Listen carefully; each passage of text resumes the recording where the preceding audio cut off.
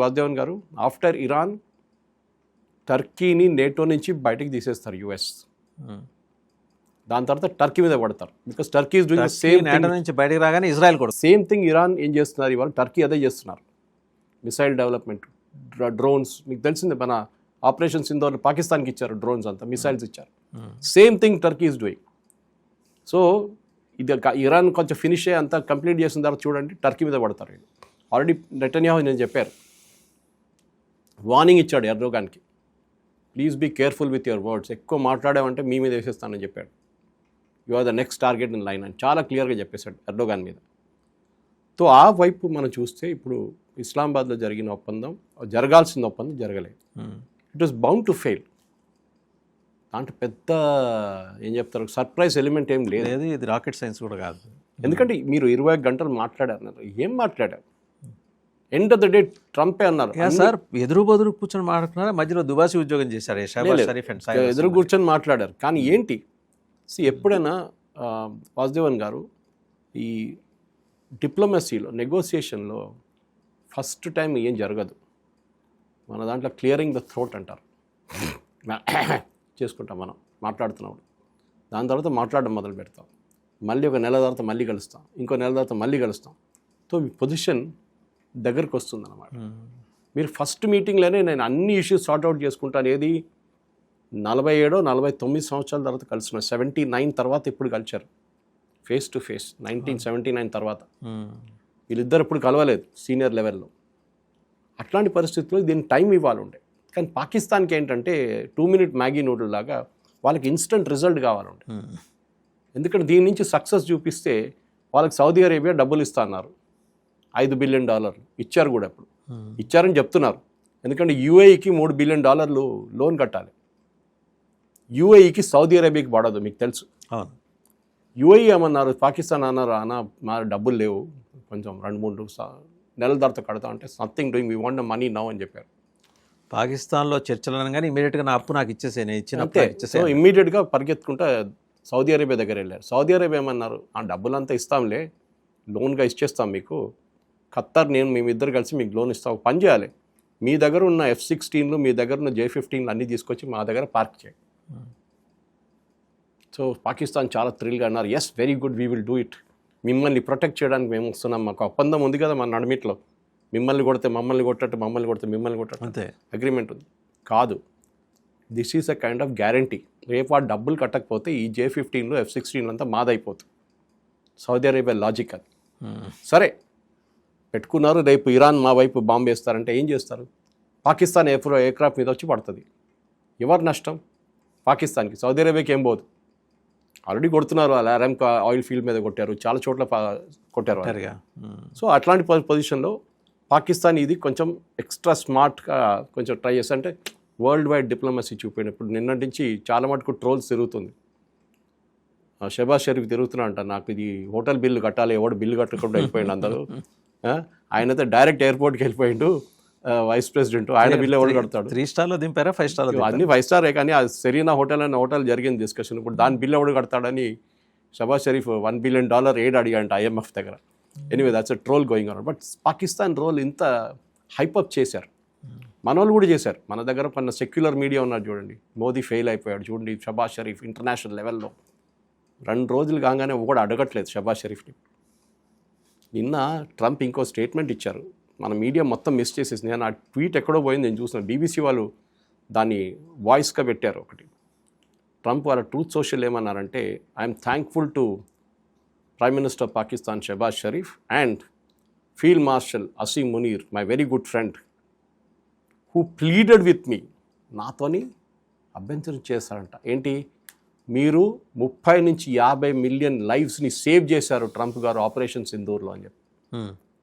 30-50 million మనిషి వాళ్ళ జీవితాన్ని మీరు సేవ్ చేశారని చెప్పి ట్రంప్ చెప్పారంట. అంటే భారతదేశం వాళ్ళ తల మీద బాంబు పడ్డానికి తీసుకొచ్చారు, ట్రంప్ దాన్ని ఆపారని చెప్పి the statement. No Indian media picked it up. ఎందుకంటే ట్రంప్ ఎప్పుడు చెప్తూ ఉంటాడు కదా, మా 7 ఎయిర్క్రాఫ్ట్లు పోయినాయి, 11 పోయినాయి అదే అని చెప్పి. ఇప్పుడు మాట్లాడలేదు ఆయన ఓన్ ఎయిర్క్రాఫ్ట్ గురించి. సో ఈ స్టేట్మెంట్ చేశారు. Anyway that is nothing do with the ఈ ప్రజెంట్ సిచ్యువేషన్. కానీ ప్రజెంట్ సిచ్యువేషన్లో ఇప్పుడున్న పరిస్థితుల్లో స్ట్రెయిట్ ఆఫ్ హార్మోన్స్ నుంచి ఆయిల్ బయటికి రావాలంటే ఫస్ట్ పర్షియన్ గల్ఫ్లో ఉన్న ఆల్మోస్ట్ 1700 షిప్లు బయటికి రావాలి. ఆ షిప్లు Saudi Arabia, Qatar, Bahrain, Kuwait వీళ్ళ దగ్గర నుంచి ఆయిల్ ఫిల్అప్ చేసుకుంటూ రావాలి. ఖత్తర్ దగ్గర నుంచి గ్యాస్ లోపలికి వెళ్ళాలి, ఇవి లోపల ఉన్నాయి ఆల్రెడీ, అది ఆయిల్, అది బయటికి రావాలి. ఆయిల్ ఫిల్అప్ చేసుకునే రెడీగా ఉన్నారు. కంటైనర్ కార్గో పడింది, అది ఏ స్టేట్లో పోయిందో తెలియదు, దాంట్లో కూరగాయలు ఉందో ఏముందో తెలియదు, కానీ కూరగాయలు అక్కడ ఉండదు, కానీ కూరగాయలు తీసుకెళ్తారు వాళ్ళ వైపు.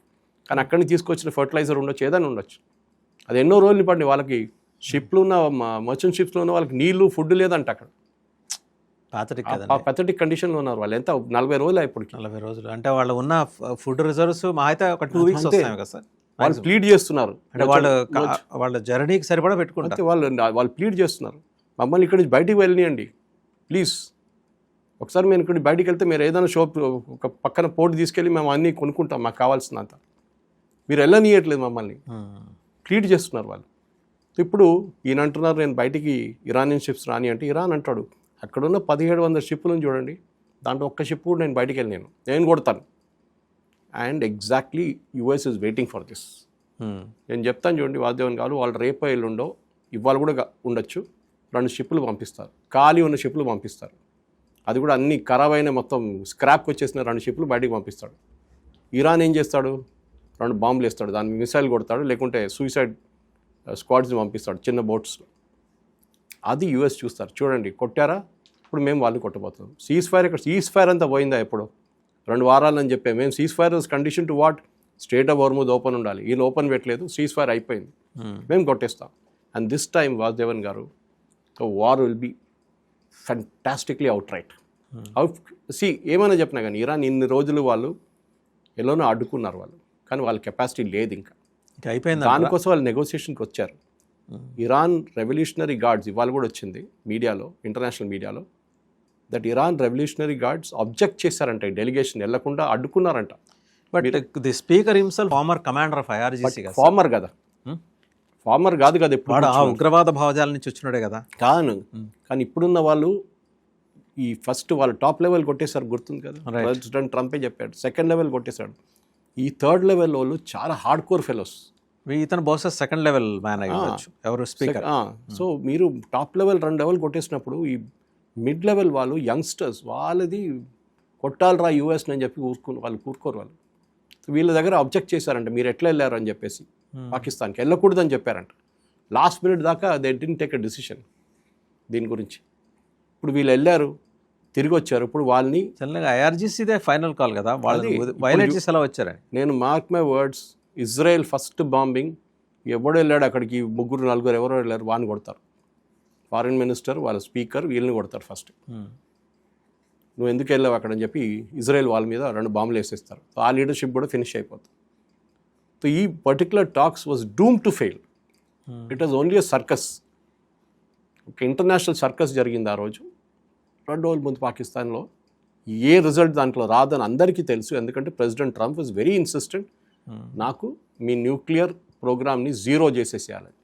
వాళ్ళు అంటున్నారు సారీ మేము చేయము.